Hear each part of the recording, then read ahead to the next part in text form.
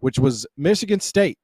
Michigan State continues their dominance in the Big Ten. I know people kind of came into this one saying, well, what does Michigan State really have to play for? Everything's kind of locked up. Well, they showed you. They're just playing for each other at this point, T.O. And that was as dominant a win as you were going to see. And Michigan owed them one, but it was just a blowout from the start, T.O. Just defensively crushed them. And it's pretty much been the same thing all year. 18 points off turnovers, forcing Michigan, who's struggled at times this season with point guard play, just beat them up. And those lead guards are dogs. You saw Holloman, how he brought the heat at the end. He never stops. And as much credit as some of these other guards have gotten, whether it's Fears, whether it's whoever else, like Holloman brings a certain tenacity and a certain edge to that team that mirrors exactly what Izzo's all about and what his best teams have been about. It's that toughness. It's the defensive presence. And, Michigan, I kind of wonder, like, where do you go? Because you get dominated like that. What do you get from your guards in the Big Ten tournament? And then what do you get from in the NCAA tournament? I've said it from the beginning of the season. I think this Michigan team is really, really good. I think they can win some games in the NCAA tournament. They got to get more from their guards because Vlad Golden and Danny Wolf are good. Now, where do you get from the other guys? That's what scares me about that. But Michigan State, tough, and damn near psycho. And that's how Izzo loves them. No question. And, RC, I remember a year ago we were doing these shows and we were basically having to talk you into Michigan State being a real team. And you resisted accurately for the entirety of the year. And history, you were on the right side of history there. Obviously, this team is much different than a year ago, and they're absolutely rolling. I mean, every piece of Michigan State, you look at them, whether it's their wins in the Big Ten, whether it's their predictives, I mean, they check all the boxes. When you watch them, RC, what makes this Spartan team so good? I think it's just, again, we've talked about this before with them. We know with Tom Izzo's team, you're going to defend. You're going to play with a level of toughness. You're going to rebound the basketball. This team is playing with better pace offensively, and their depth is a factor. They're not relying on one guy. It's been a different guy stepping up. Everybody's kind of doing their job, but that particular game, it may be a different guy that's kind of leading the ship, and that's what makes them unique. And then now Jace Richardson is starting to evolve into a dude, like a difference maker. He's starting to put together some consistency and being able to, to be a consistent leader on the offensive end of the floor for them. So they don't have the typical NBA talent that they've had in years past, but he has depth. He has ability to score more than they have in the past. And I've said it before. We talked about this. When we saw them earlier in the year, man, this team was struggling to shoot the basketball again, and they seem to figure that out. Different guys are stepping up. The next guy, whoever's open, just taking open shots. They're figuring out a way, man. I did not see them winning the Big Ten the way they did. I mean, this game was irrelevant, and they still came out and handled business. So that shows you a lot about their team, the maturity level of that team. I think the Michigan State will do some damage in the tournament as well. They're a team I wouldn't want to see. I wouldn't want to play. And I want to say something about what you just said.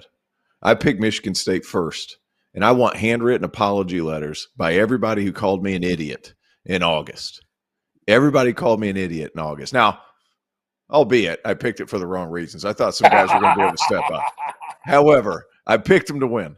And I want handwritten apologies in cursive, not fine print. I want them in cursive. And I want your best handwriting. You can send them on over here. Not you, Randolph. All those people that were hating on me from the beginning. I need apologies, and I need them nice, and I need them in cursive, handwritten. Yeah. Who did everybody? I'll put my address out here. I'll put my address out here in the streets. We want them legible too. I want to be able to read your cursive. Don't give me the scribble stuff on the lines. I don't want them.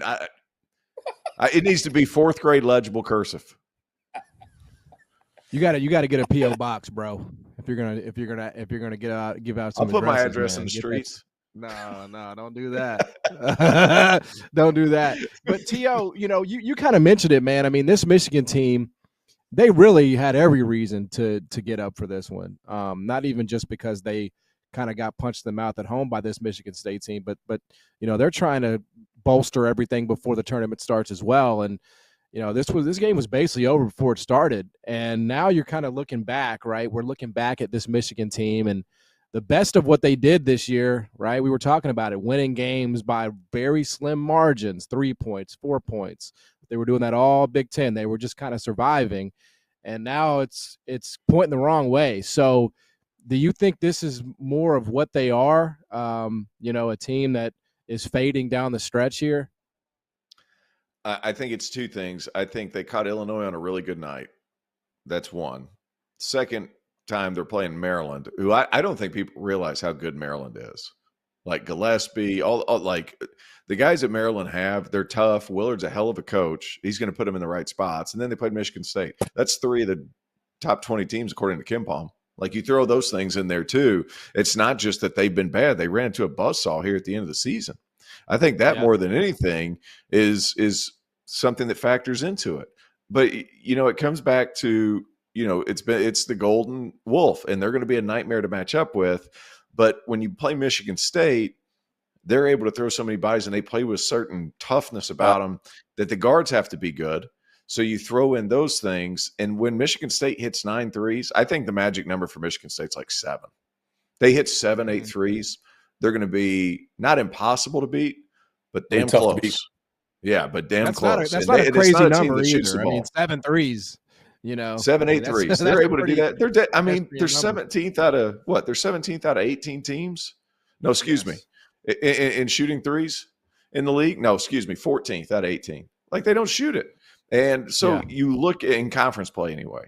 So like they don't shoot it. If they shoot it well, that brings a different edge because they're able to get, pick up 6 points quick, fast, in a hurry. And then you got to go down on the other end and score. So Izzo's got it rolling, and those dudes defend.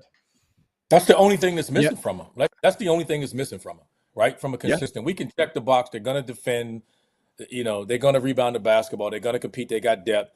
The only knock you can have on Michigan State that you can go in with a question mark is how efficient will they be from the 3-point line? Will you have to guard them? Or if someone just says, "Hey, I'm going to sit back in the zone and let you bomb away," but they're well coached and they're accustomed to being in those one possession dogfight games as well. So they're going to be fine. Like I don't worry about it. But if they, like Tio said, if they can get close to 10 threes in a game, they're going to be difficult to beat at that point. And so the question becomes, can they win that next game when they're when they struggle from behind the 3-point line? And when I mean struggle, they've had some 3-point,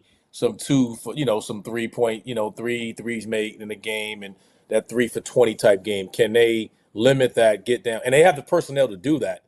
But defensively, they have the mindset to do that as well. But how far they advance in the tournament is going to be predicated on how they survive that off shooting night from behind the 3-point line, if they have that. What's crazy too is like they just control the glass completely.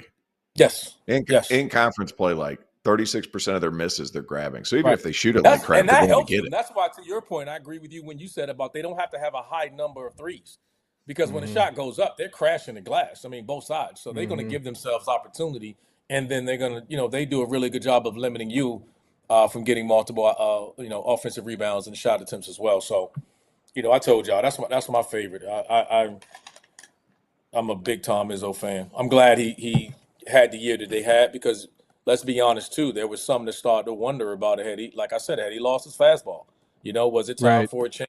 The running joke was they play football, basketball. Like it wasn't. And then this year, it's easier to watch. It's fun to watch. They're playing a little bit better on the offensive end of the floor. So I'm happy for Tom Izzo.